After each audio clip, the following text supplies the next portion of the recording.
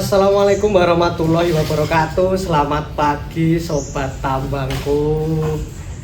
Berhubung podcast kali ini adalah podcast pertama saya. Sebelumnya perkenalkan, nama saya Muhammad Daud Al-Fajrian. Sering disapa Om Daud. Bisa dipanggil Daud nggak apa-apa. Jadi saya sedikit menyepil narasumber atau tamu undangan kita kali ini. Beliau adalah seorang perempuan yang tangguh, kuat, keren. Beliau ini asli dari Tuban dan saya juga ingin sedikit membahas tentang magang, terus pekerjaan, mungkin kayak apa ya, tantangan terbesar bagi wanita dalam dunia magang pekerjaan itu seperti apa. Mungkin sebelum kita lanjut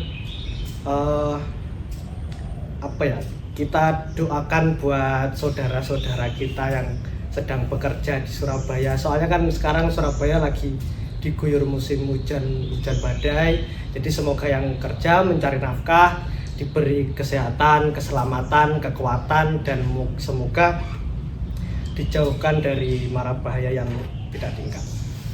Oke, mungkin langsung saja. Selamat pagi Mbak Jayanti. Selamat pagi. Oke, gimana kabarnya Mbak Jayanti? Luar biasa.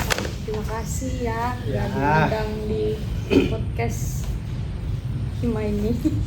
Semoga tetap disertai kesehatan terus Mbak Jayanti. Amin. Kalian juga guys. Amin. Mungkin langsung ini aja.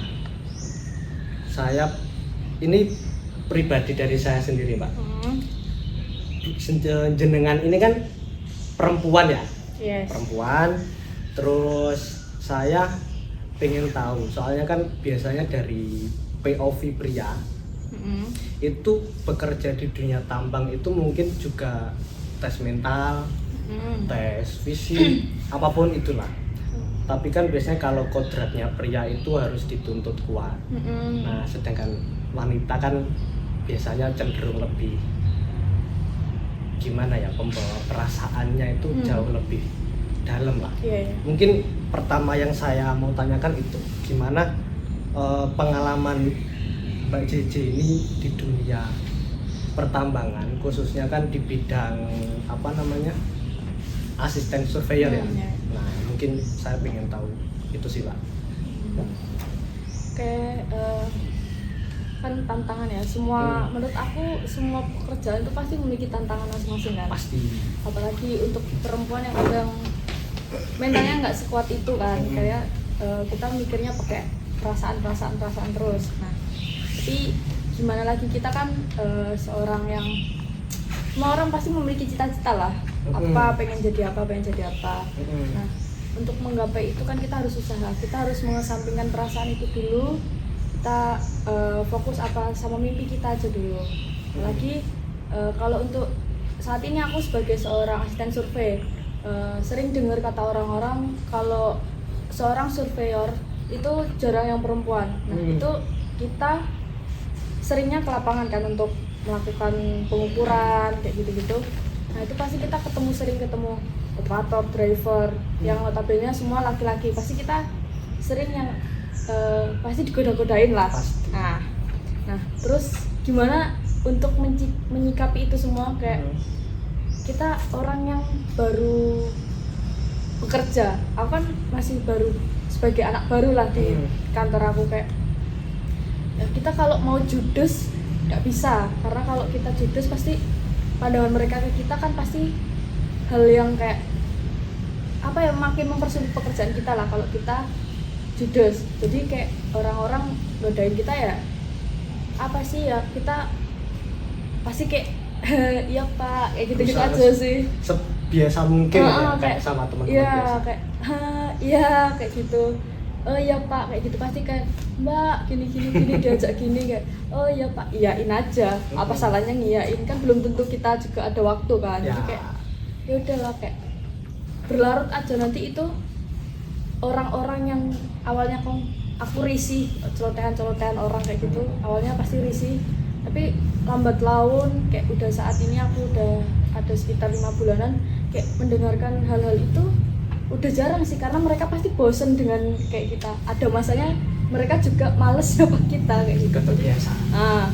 Kayak ya udah sejauh ini sih untuk menjadi di tempat kerja yang awalnya aku ngerasa aduh berat banget dengan kerjaan-kerjaan ini, karena kan kita fresh graduate ya, jadi kayak kita belum tahu lapangan langsung kayak gimana sih kayak gitu. Awalnya aku berat banget, kayak bulan pertama itu tuh aku udah berpikir kayak lu resign aja, tapi makin kesini kayak ya udah enjoy aja, sampai malah sekarang di titik yang kalau udah di kerjaan aduh kerjaan lu gini terus ya bosen aku kayak gitu. Sudah ini ya, mungkin saking terbiasa kerja malah kayak ya wis lah gitu ya. Ya. Jadi awal-awal itu pasti kayak ngerasa aduh aku belum siap deh kayaknya, kayak selalu ada kepikiran kayak gitu, resign ya. Tapi ya itu kayak aku kan memiliki kayak ada goals, aku pengen nanti punya tabungan. Gimana caranya punya tabungan?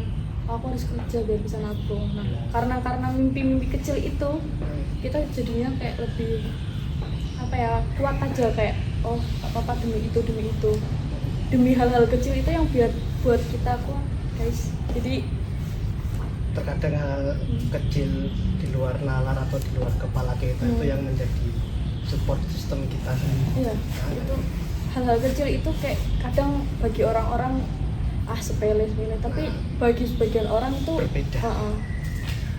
Nah jadi apa ya, mungkin sebagai wanita di dalam dunia pertambangan, selain mungkin apa catcalling lah ya, catcalling. Dari pria-pria, mungkin ini pertanyaanku selanjutnya, pernah nggak kayak apa namanya ada di titik paling berat selama bekerja di sana, atau mungkin kayak pernah merasakan atau ada kondisi yang dimana itu kayak kita merasa didiskriminasi para di sana, soalnya kan mayoritas kan pekerja di tambang itu kan pria, kayak mungkin bisa dihitung jari lah kalau wanita itu mungkin siapa tahu kayak dapat perlakuan yang nggak enak, kayak ih kamu wanita kayak mending gini lah. Pernah nggak? Aku sebenarnya ya pasti ada lah kayak 1-2 orang kayak ini kan kamu cewek ngapain kerja, mending kamu nggak usah kerja kan nanti kamu bakal Ibu rumah tangga seperti itu dan lain-lain lah. Kayak aku lebih ke arah ya dijawab seperlunya aja sih ya, kan sekarang belum ibu rumah tangga ngapain, berarti kita masih kerja kan, boleh kerja kan.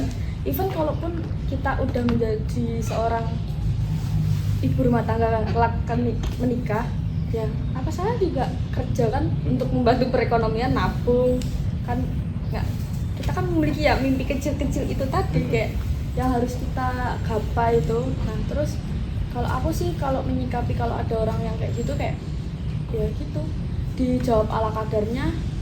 Kalau kamu udah kayak gitu dia pasti kan orang kayak gitu pasti selalu ada pertanyaan lagi yang kayak akhirnya menyudutkan kita kan. Jadi aku kayak ya terserah kamu, itu pemikiran kamu nggak pemikiran aku. Nggak penting. Kayak hal yang nggak perlu dijawab mending nggak usah dijawab sih kalau menghadapi orang-orang yang seperti itu, karena kan ya sorry to say apa ya, kadang pemikiran kita sama mereka tuh pasti beda jauh kan. Nah pemikiran itu yang kayak kalau pemikiran mereka itu pasti ada yang aneh-aneh, jadi kalau kita nggak perlu nanggepin, kita buang-buang energi. Jadi kayak ya udahlah kamu terserah mau mikir itu kalau kamu mikir gitu ya untuk diri kamu sendiri, bukan untuk kita. Soalnya kan biasanya orang-orang itu mikirin kalau udah nikah itu biasanya kayak menghalangi karir masing-masing kan, entah menghalangi karir si wanita atau si pria. Biasanya kalau semisal pria itu susah orangnya, mending kamu nikah sama aku tapi kamu nggak usah kerja, nggak usah kuliah lagi atau apa.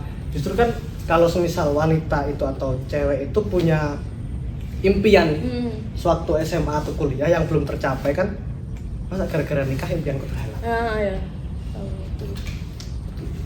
Emang persepsi orang-orang itu yang kadang membuat kita berpikir 2 kali lebih. Kayak kadang kita kalau mau nanggepin hal-hal seperti itu kita buang-buang energi banget. Jadi kayak lebih baik kita kayak mengiyakan apa pemikiran dia, tapi kan kita kan punya prinsip ya, setiap manusia punya prinsip ya. Masa kita harus prinsip kita tersingkirkan karena pemikiran orang tersebut? Benar. Jadi kayak udah, kalau kita punya prinsip ya pegang teguh prinsip itu aja sih. Emang ini ya berat ya kalau lawannya orang-orang seperti itu, apalagi kan wanita di dunia tambang emang agak ini sih, berat lah ya. Kita ketemu banyak jenis orang macam-macam lah, tapi ya gimana lagi, namanya tantangan kerjaan kan pasti ada siapa kerjaan itu ya. Mau gak mau kita harus hadapin, kalau nggak kita hadapin ya kita bakal stuck di kondisi yang kita nggak bisa berkembang aja. Mungkin ini kembali ke topik aja lah. Takutnya nanti kelamaan kita di sini. Kasihkan ngobrol. Kan Mbak Cici ini kan jadi apa namanya asisten surveyor. Ya. Aku kan belum tahu menahu kan tentang entah itu surveyor atau asisten surveyor. Mungkin sedikit apa namanya pengalaman Mbak Cici atau setahu Mbak Cici supaya biar bisa memberi kita ilmu, atau kadang kan kita mendapatkan ilmu di kelas itu belum tentu sama kayak di lapangan kan. Biasanya seperti itu. Jadi aku pengen tahu aja lah tugas dari seorang surveyor itu apa namanya asisten surveyor itu ngapain, apalagi kan cewek lagi nih omongannya, cewek lagi, terus kan bukan harus di apa kita kayak tiap hari laptop terus, kan juga setiap saat kan pasti ke saya tambang untuk ambil ini. Nah itu mungkin apa tugas-tugas dari asisten surveyor terutama khususnya di wanita. Kalian pernah dapet matkul perpetaan? Pernah. Perpetaan itu untuk mengukur ya. Kalian mengukur di mana? Di sini kebetulan. Sini, ya. Kita berfotografi kayak gitu ya.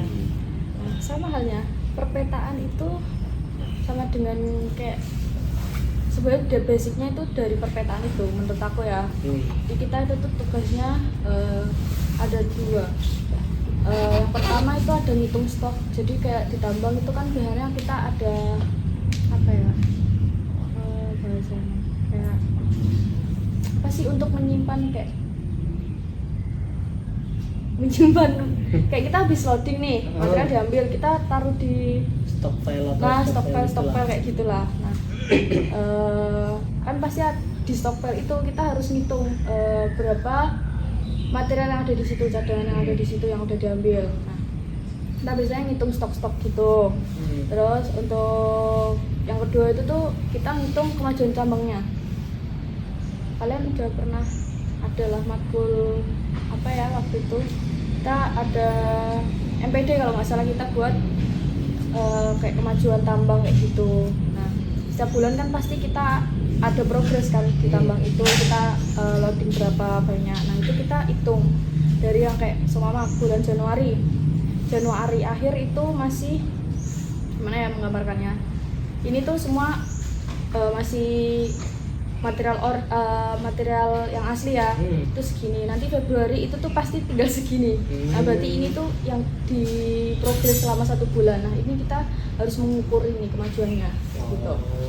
Jadi pada basicnya itu tuh gitu. Nah setelah pengambilan data itu menggunakan TS. Nah kita menggunakan TS, ambil poin-poin, lalu kita akan mengolah datanya menggunakan aplikasi. Nah sampai kita kalau untuk yang pengukuran stok itu kita parameternya sampai dibentuk 3D-nya, sampai menghitung volume. Nanti kalau kemajuannya itu biasanya kita pakai luasan yang kita progres sama 1 bulan ini berapa luasnya gitu. Nah sebenarnya kegiatan kerja aku ini dia itu bukan setiap hari tapi setiap akhir bulan. Jadi kayak kita start tanggal 20 nih, kita baru benar-benar hektik buat ukur semua ini. Oh berarti nggak setiap hari harus ke sana? Ke lapangannya nggak sih, kayak lebih pastinya itu tuh kalau ke lapangan setiap hari nggak harus banget. Tapi kan kita harus ngerti dong, kayak kita harus lihat hari ini di sebelah sana, sebelah timur itu yang diambil materialnya. Tapi kita kan harus copy kan, maksudnya kayak harus tahu mana aja yang diambil biar kita nanti pas waktu tanggal 20 pengukuran kita udah tahu oh yang diprogres semua itu kayak gitu. Jadi kita kalau untuk yang benar-benar kerjanya untuk pekerjaan itu tanggal 20 kita mulai sampai nanti tanggal 15 bulan tanggal 15. Nah itu kan nggak setiap hari, jadi kita pengambilan data semua dulu di lapangan, baru nanti kita olah di laptop kayak gitu, di aplikasi. Itu kayak semisal kita kan udah ambil data di lapangan kan? Ya. Itu kan kita ngolahnya, itu bisa kita semisal kerjanya harus di kantor, atau kayak kita semisal mau di rumah, atau di tempat kopi, atau dimanapun itu gimana? Atau ada keharusan harus di kantor situ gitu? Sebenarnya kalau mau ngerjakan di mana aja bisa ya, cuma kan kita kerja, kita kan orang kerja kan mindsetnya udah beda. Kalau kita di kopi, aduh, berarti dihitungnya bukan kerja dong itu. Kita main-main sendiri. Ini kita kerjain di kantor biar digaji. Biar ada dapat duitnya. Kalau event kita hari Sabtu Minggu kan kita bisa ngerjain juga. Tapi kita harus di office karena kita hitungannya lembur biar dapat uang tambahan dong. Berarti kalau di luar office itu betul nggak termasuk? Enggak. Berarti mending di office. Ya, Berarti ya. terus biar dapat. Jadi seperti itu. Tapi kan Mbak Cici ini kan kayak pastilah ya ke apa namanya setamanya ke lapangan. Ada nggak kayak misalnya tantangan fisik tersebut? Soalnya kan biasanya kan harus kuat kan, apalagi perempuan kan. Mungkin ada kayak kita mempersiapkan fisik atau lari atau apa kayak sebelum kita ke sana atau gimana itu? Sebenarnya orang survei itu benar-benar fisiknya harus ekstra menurut aku ya. Makanya aku tadi katakan kan sebenarnya orang survei itu jarang cewek. Karena apa? Karena kita itu, kamu tahu kan ada Prisma? Tahu. Itu tambang itu kan ada 3 di tempat aku itu ada 3 site. Ada 3 iup dan masing-masing itu yang paling kecil 33 hektar, ada 134 sama 5 berapa gitu aku lupa. Nah bayangkan tambang segede itu orangnya cuma 2 surveinya. Dari tim aku tuh sebenarnya ada 3, cuma ada 3, 2 asisten, 1 itu tuh survei seorang senior survei lah. Dan kebetulan orangnya lagi sakit, jadi nggak bisa lah kayak dirumahkan gitu. Jadi mau nggak mau 2 yang ini harus dimaksimalkan. Bayangkan titik BM, dari titik BM mengarah ke semua kemajuan itu. Kita jalan dari berapa kilo itu? Kita jalan nggak kelon, udah kelon. Kalau udah ditembak kita jalan lagi, pasang lagi. Gimana ya? Belum lagi kalau ada DT berlalu lalang, kita harus stop dulu, nunggu DT-nya lewat dulu lah, kayak gitu-gitu. Sebenarnya kalau untuk fisiknya benar-benar harus ekstra. Cuma ya mana ya? Kita kan pasti tubuh kita kadang kan capek banget walaupun kayak kita udah sehat banget tapi kayak nggak kuat ya, butuh istirahat aja. Jadi kayak makanya itu butuh waktu. Sebenarnya pengukuran tuh butuh waktu yang sangat lama, karena jadi survei itu yang lamanya itu di lapangannya. Kalau di pengolahan data itu tuh kalau udah yang terbiasa ya pasti tuh paling 1 hari udah jadi.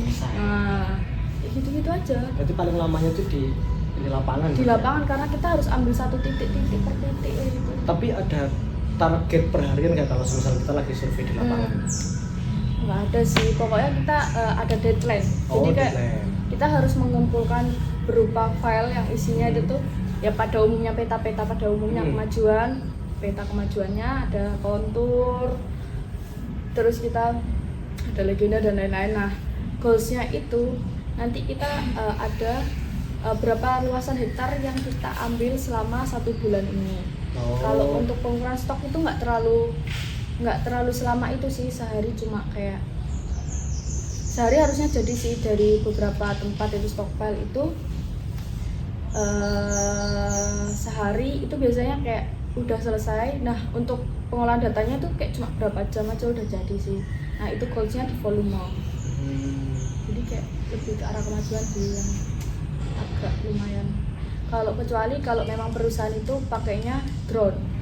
Kalau pakai drone itu agak lebih gampang dan nggak terlalu lama untuk pengambilan datanya, karena kita cuma menerbangin drone terus ambil data cepat selesai. Tinggal jahit aja sih. Ini Mbak Cici kan di Tuban ya? Iya. Itu di apa, PT Narm apa? Iya, Narm ya. Itu dia ikutnya itu di ikut kontraktor atau kayak mitra atau apa? Kalau nggak salah di SBI. Iya betul. Jadi cukup bingung kalau orang nggak tahu. Jadi aku kerja di Narm, Nur Aini Mandiri apa gitu, aku lupa sendiri juga.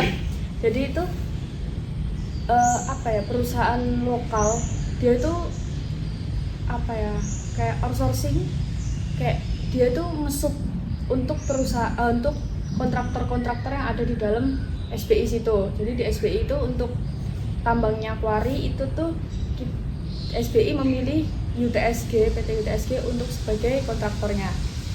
Lalu dari PT UTSG itu butuh orang-orang nih untuk yang memiliki kompetensi untuk memasuki posisi-posisi tersebut. Nah, yang dipilih itu Narm untuk memilih orang-orangnya. Jadi kayak ya subkon aja. Oke. Terus apa namanya, kan Mbak Cici kan jadi apa namanya, asisten surveyor kan cukup lama juga kan ya. Nah itu kok bisa jadi apa, asisten surveyor itu langkah-langkahnya itu apa, terus kayak misal awalnya itu dari mana kok Mbak Cici ini bisa tiba-tiba jadi asisten surveyor? Nggak mungkin lah tiba-tiba, pasti kayak ada proses lah. Cuma ya tiba-tiba sih, jujur tiba-tiba. Karena beruntung berarti. Karena habis sidang skripsi itu sempat dikasih tahu seseorang untuk posisi, kalau nggak salah juga survei. Aku kurang lupa sih apa ya. Habis sidang itu tuh aku udah yang kayak aku harus cari kerja. Jadi aku kayak selama nunggu wisudaan aku udah ada kerjaan gitu loh. Oh, berarti sebelum wisuda ini udah dapat kerjaan. Jadi aku habis sidang skripsi itu udah mulai cari-cari, kebetulan udah ada panggilan. Dan kebetulan memang ada problem di internal mereka, jadi memang rekrutmennya dibatalkan. Lalu saya dapat lagi info, tanya-tanya lah kayak orang di sana, kayak ada info loker nggak, kayak gitu-gitu. Akhirnya adalah di posisi yang sekarang ini. Nah, aku pun juga nggak terlalu ngerti sebenarnya pas dia dibutuhkan untuk tenaga seorang asisten survei. Lalu pas asisten survei itu aku minder sih, kayak maksudnya aku juga nggak terlalu ngerti aplikasi semua, belum ngerti yang benar-benar lah. Di situ cuma orangnya bilang apa-apa dicoba aja, siapa tahu rezeki dan lain-lain lah. Aku juga mikir daripada aku nganggur, siapa tahu kan nanti kan nggak mungkin dong kita masuk kerja langsung disuruh ini, nggak dikasih tahu kayak dikasih tahu dari awal lah. Jadi kayak ya udah dicoba dan kebetulannya lolos. Jadi kayak oh ya udah nggak apa-apa, walaupun aku sebenarnya kayak takut banget, kayak aduh aku nggak bisa mengoperasikan ini, nggak bisa mengoperasikan ini, aduh aku takut. Tapi kan pas masuk hari pertama ya, ada waktu itu kebetulan masih ada seorang senior surveinya, jadi di situ diajarin lagi dari kayak orang yang buta aja sih. Aku kayak belajar dari awal lah. Belajar lagi. Tapi emang mungkin di dunia pekerjaan itu kayak semisal kita baru masuk fresh graduate kan pasti diajarin lagi kan. Iya. Tapi pasti sih. Ini Mbak, apa namanya? Kan Mbak JJ kan bisa langsung kayak tiba-tiba lah di situ. Itu apa ada kayak jalur karena Mbak Cici sebelumnya pernah magang atau kenal orang di magang atau apa? Dan mungkin kalau semisal dari situ sebelumnya itu Mbak Cici kalau boleh tahu magangnya? Aku kebetulan magang di PT UTSG. Oh, berarti saling berkaitan? Oh, ya. Mungkin dari situ. Nah, jadi aku magang TA itu tuh di PT UTSG. Kebetulan aku ke lapangan, pembimbing lapangan aku itu kebetulan seorang survei, tim survei. Jadi aku ke lapangan tuh sama tim survei. Nah, kita ke lapangan ya, sama halnya pas waktu kamu tanya gimana dulu pas waktu pertama kerja digodain bapak-bapak enggak. Nah, itu awal mulanya aku akrab sama pembimbing lapangan aku ini. Dia itu tipikal orang yang bapak-bapak yang godain perempuan banget. Nah di situ aku tuh bisa rubah dari godaan-godaan itu menjadi sebuah kayak bercandaan. Akhirnya kayak kita akrab banget, bonding banget. Kebetulan yang PT UTSG yang aku TA itu dia kontraktornya di SI. Jadi ke lapangan sering ketemu sama orang SI, orang surveinya, orang engineer-nya, semualah sering ketemu. Akhirnya akrab sama mereka. Sampai akhirnya di situ aku nggak pernah lost contact karena menurut aku seru aja nih bapak-bapak dan bapak-bapak ini selalu yang kayak apa ya, ramah lah bapak-bapak yang akhirnya ramah jadi temen gitu. Jadi kebetulan juga waktu di UTSG di office-nya itu kebetulan ada orang kakak yang udah kerja di situ dan kebetulan banyak lah yang lumayan membantu. Nah, sampai akhirnya aku tes apa sih, sidang skripsi itu, yaitu dari relasi-relasi yang aku punya dari yang orang SI, dari orang pembimbing lapangan aku, dari orang office di UTSG. Situ aku menggunakan benar-benar relasi aku, menurut aku kayak Pak infoloker kayak gitu. Nah jadi kayak ada waktu itu untuk jadi subkonnya di SI, tapi kebetulan rekrutmennya dibatalkan kan. Nah itu jadi aku pas wawancara pun agak nggak yang wawancara pertama aku nggak yang dibatalkan itu aku lumayan relax karena yang mau wawancari aku beberapa orangnya aku kenal, jadi kayak ya jadi santai aja. Dan kebetulan seharusnya kalau memang jadi itu aku yang paling unggul dari beberapa itu karena yang dicari memang lulusan sarjana teknik pertambangan dan kebetulan mereka sipil dan lain-lain, jadi mereka nggak terlalu tahu. Dan kebetulan aku pertanyaan dari mereka itu tuh mengenai kuari di tambang SI dan kebetulan aku TA di situ. Nah masuk di situ. Terus kamu. Nah jadi aku harusnya yang unggul tapi karena rekrutmennya dibatalkan jadi ya nggak ada yang masuk. Lalu yang pekerjaan yang ini juga aku nanya ke orang di office UTSG situ, kebetulan ada. Dan plot twistnya atasan aku di kantor aku sekarang itu tuh kakak-kakak yang dulu aku sering aku tanya-tanya tentang data pas waktu aku TA. Jadi kita dulu dia sebagai orang yang ngasih aku data sekarang jadi bos aku di tempat kerja, atasan aku lah kayak gitu.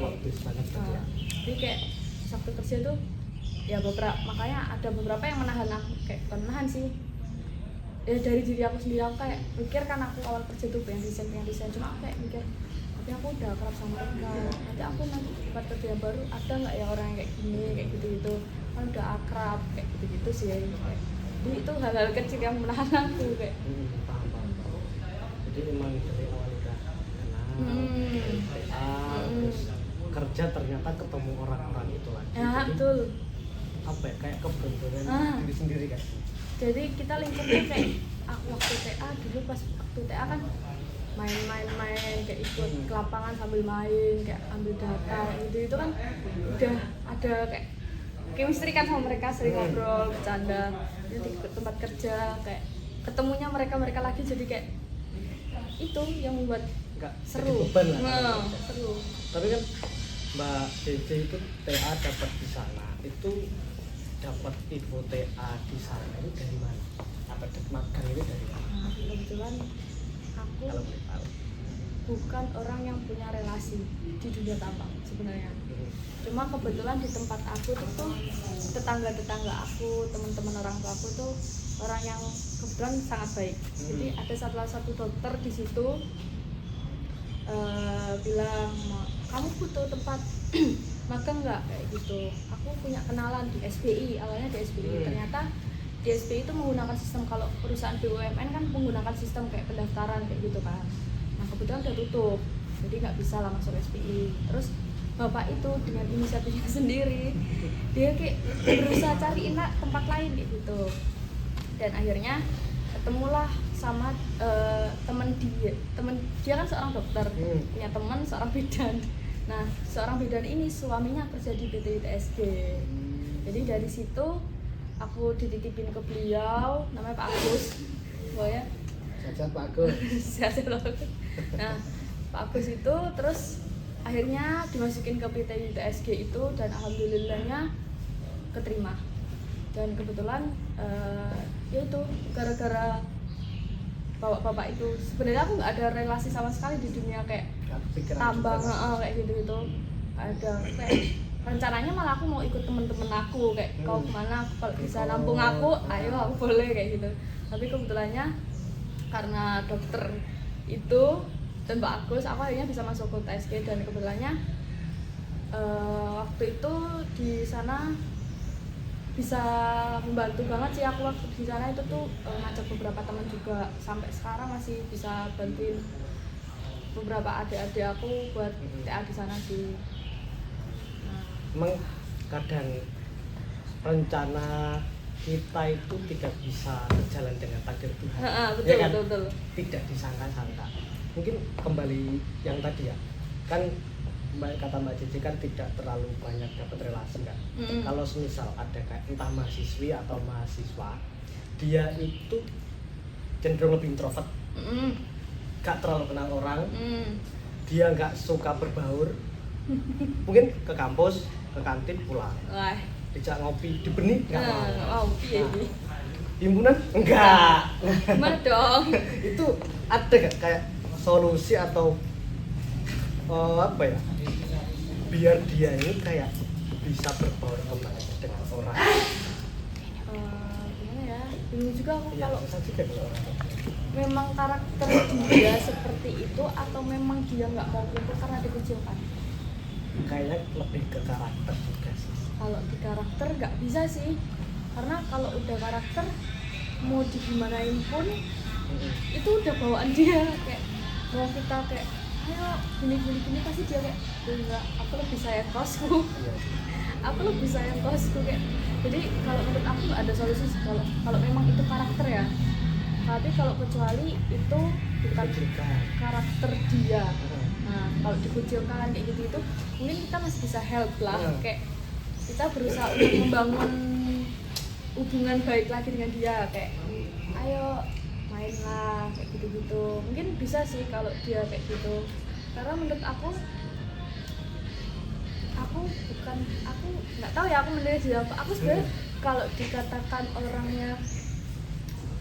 orangnya yang ekstrovert juga enggak, tapi aku bisa loh bonding ke orang-orang dengan memaksa diriku. Kalau aku nggak bonding sama mereka, aku nggak bisa berkembang. Karena kita berkembang bukan karena diri kita sendiri, tapi karena lingkungan kita juga.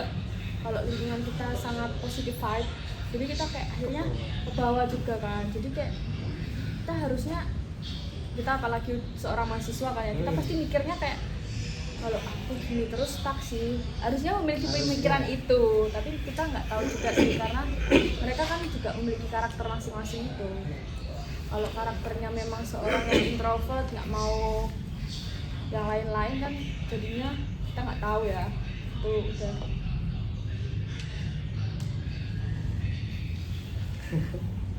Ya mungkin inilah apa kayak minta ini khusus buat mahasiswi atau mahasiswa yang mungkin bekal untuk buat terjun ke lapangan, kayak skill yang harus dimiliki ya. Misal kayak dari Mbak Cici, bekal apa atau skill basic apa yang harus dimiliki oleh seorang mahasiswa atau mahasiswi yang pasti nanti digunakan atau kepakai di dunia pekerjaan atau dunia magang. Ini skill yang kita miliki, yang harus miliki dari kuliah. Ya mungkin basic kok, atau yang wajib. Kalau nah, aku juga bingung juga kalau hal itu ya. yang pasti kalau kalian praktikum apalagi kayak praktikum perpetaan itu menggunakan PS itu pelajarin, siapa tahu kan jadi survei juga kan. Nah, terus aplikasi kayak Surpak, ArcGIS, ada aplikasi apa lagi yang kalian pakai? Ada Surpak, ArcGIS, terus kita juga diajarin pakai Server, Tips, dan masih banyak lagi. Tips itu kan untuk ini kan ya untuk untuk arah longsoran. Ya pokoknya aplikasi apapun yang pernah diajari di waktu kuliah manfaatkan ya. Sangat berguna karena itu. Karena kalau kita di lingkungan tambang mau nggak mau itu semua aplikasi pasti sering kita pakai. Kan? Semoga aja itu aplikasi bakal kepake di dunia kerja kalian ya. Semoga. Karena aplikasi itu engineer banget. Tapi kadang tiba-tiba ada tambahan satu lagi di luar kan kita juga nggak tahu juga. Tapi kalau kita bisa aplikasi kita itu sebenarnya aplikasi yang basic digunakan di dunia tambang sih. Jadi itu harus sangat dipelajari karena aku dulu nggak terlalu mempelajari, jadi agak chaos sih sebenarnya. Tapi saran untuk teman-teman lebih baik pelajari. Apalagi kalau sekarang himpunan ada kelas ini ya? Ya, proker itulah. Program untuk jadi kita ada ruang buat belajar software di dalam. Buat teman-teman sekalian yang nonton ini, siapapun dimanapun kalian berada, ayo gabung himpunan, karena di himpunan juga salah satu ruang untuk kita lebih dalam lagi untuk mempelajari ilmu-ilmu yang ada di kuliah. Itu biasanya kita di himpunan juga diulas lagi kan, ada kayak pemateri dari senior-senior kita untuk aplikasi, tentang membahas apa kan sering kan ya di setiap ada broker aku lihat-lihat itu ada kayak kegiatan-kegiatan seperti itu. Jadi yuk guys, join di himpunan, nggak rugi kok menurut aku ya. Menurut aku sangat bermanfaat. Join di himpunan itu satu, ilmu dapat, yang kedua kita relasi. Kata orang-orang mungkin ada yang bilang join himpunan bullshit. Buat apa relasi, nggak mungkin. Relasi itu bukan menuntut daripada kadang mikirnya kita relasi dapat info locker nanti dari senior. Bukan tidak melulu itu guys. Jadi kayak relasi itu ya kita menjalin hubungan dengan senior kita, dengan adik-adik kita. Di situ kita kalau ada di dunia kerja ataupun di dunia kuliah kita, kalau kita punya relasi, kalau kita ada buntu banget nih, aku nggak bisa ngerjain ini tugas, kita bisa tanya-tanya ke adik-adik kita. Aku dulu juga gitu. Aku waktu TA itu tuh kesusahan banget, aku bingung nih, aku TA nya ambilnya data gimana ya, nanti aku gimana ya, nge-labin gimana ya. Kebetulan aku punya salah satu relasi senior aku, jadi aku kayak benar dia kebetulan sama ambil judulnya. Aku tanya, Kak ini harus gimana buat Kak Yusuf itu. Jadi buat Kak Yusuf, terima kasih. Nanti bantu saya juga ya Mas Yusuf ya. Senior kita, jadi kayak bukan melulu kayak ntar kita dapat info locker, enggak. Kita di himpunan tuh bisa dapat ilmu karena ada proker yang kayak kelas kayak software kayak gitu itu berguna banget guys. Terus kita punya banyak relasi untuk sekedar untuk ngobrol kayak tentang kuliah kita lagi ada kendala ini, jadi kita dibantu lah. Intinya relasi itu nggak melulu buat urusan pekerjaan. Kadang kita di jalan nanti kesusahan, aku pernah kenal sama ini ya, lokasi terdekatnya rumahnya sini. Betul. Itu termasuk relasi kalau kita nggak membangun konek sama mereka, ya nggak bakal kenal juga. Cuman kita tahu, ini aku pernah tahu ini tapi nggak kenal. Jadi menurut aku buat semua mahasiswa yang sekarang lagi kuliah ya, hilangkan rasa kayak introvert itu, kesampingan dulu lah kepentingan itu. Kita bangun relasi, kita kita udah gede guys. Jadi kita mindset kita itu kayak harus dirubah. Jadi ya masa anak teknik ke introvert ya. Sayang ya Mbak ya. Sayang banget guys. Jadi kayak itu nggak bisa kalau kita hidup individual itu nggak bisa banget. Apalagi kalau ada anak rantauan ya. Mungkin sebelum kita masuk kita ya sebenarnya masih banyak sih pertanyaan atau yang pengen aku bahas lebih dalam lagi, cuman karena mungkin waktu yang tidak memungkinkan, sebelum kita mengakhiri obrolan santai kita hari ini, aku pengen dapat kayak kata-kata atau ujian yang dari Bang JJ buat mahasiswa atau khususnya mahasiswi yang mungkin dia kayak minder itu nanti setelah lulus dari kuliah di sini bisa nggak ya kayak misal mau kerja di sini kan dia udah minder duluan karena aku ini perempuan gitu. Takutnya seperti itu, mungkin Mbak JJ yang sudah terjun di lapangan sudah melampaui itu, mengalami itu, mungkin ada kayak saran, pesan atau kayak masukan lah ke mereka supaya mereka juga punya pandangan. Artinya itu nanti minder, kadang pria aja juga minder, apalagi ini artinya mungkin dari itu silakan jika buat mahasiswa jangan minder deh. Kalian pasti diri kalian masing-masing itu ada kayak di hati kecil kalian tuh pasti kayak aku pengen ini, aku pengen itu, tapi aku takut nanti aku keterima nggak ya, aku nanti bisa masuk ke situ nggak ya, kayak gitu lah. Itu kesampingan dulu. Yang pertama kita harus pede dulu, pede, tapi kita juga harus jangan kosong-kosong banget dong. Jadi kuliah yang betul-betul kuliah, jangan cuma kuliah main pulang ilmunya nggak diserap, jangan. Nah terus kalau udah itu semua udah dilakuin, pede, pasti kita kayak aku udah ada bekal nih, ngapain aku kayak minder, kan aku udah ada ilmunya satu, ngapain aku minder, tinggal usaha kita aja, usaha kita mau nggak untuk kayak mengejar kayak aku pengen di Mama di PT A kayak gitu. Ya kita usaha aja, tanya-tanya developernya gimana, kalau ada developer ya dicoba aja, kita kan nggak tahu, kalau nggak mau nyoba ya gimana kita bisa tahu. Yang penting kita merencanakan aja dulu. Nah kalau kita gagal sama amit-amit kita gagal, semoga enggak. Nah kalaupun gagal kita kan bisa menilai, oh kegagalan aku ini di pas waktu tes apa ya. Kan ada macam-macam, ada tes wawancara, ada tes yang benar-benar tes tentang ilmu kita kan, kayak maksudnya ada kayak kemampuan kayak gitu. Kalau memang di kemampuan berarti kita gagal di kemampuan kita, kayak potensi kita, jadi kita harus belajar lagi, kita harus kulik-kulik lagi kan. Sekarang kan materi-materi gampang didapat.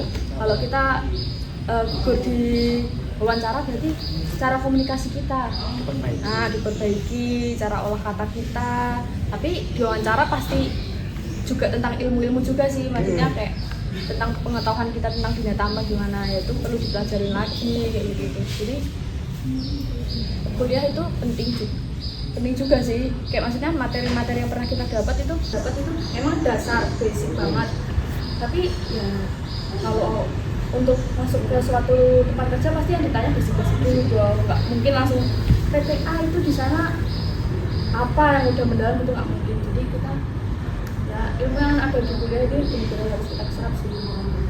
Intinya semakin banyak kita gagal untuk gagal itu termasuk guru kita secara tidak langsung mengajarkan kita kesalahan kita sebelumnya seperti apa, mau tidak mau kita harus mempelajari itu, memperbaiki itu. Jadi intinya ya buat teman-teman kita semua, entah itu mahasiswi, intinya jangan minder. Kalau semisal introvert, coba perbaiki diri. Setidaknya kalau punya teman deket lah, ngobrol, belajar, nanti kenal lagi sama ini, ngobrol sedikit, pasti bisa kok hilang introvertnya, pasti. Sebenarnya orang introvert itu nggak ada, cuman dari diri mereka sendiri terlalu minder, mungkin kayak aku nggak pantas deh dari situ. Harusnya nggak seperti itu. Jadi jangan membuat ketakutan dirimu sendiri itu sebagai penghalang jalanmu untuk ke depan. Oke, terima kasih Mbak JJ. Terima kasih. Semoga sehat selalu. Semoga kita bisa ketemu lagi. Masih banyak obrolan yang belum selesai nih Mbak. Next time guys. Ya, terima kasih banyak teman-teman semua. Terima kasih. Wassalamualaikum warahmatullahi wabarakatuh.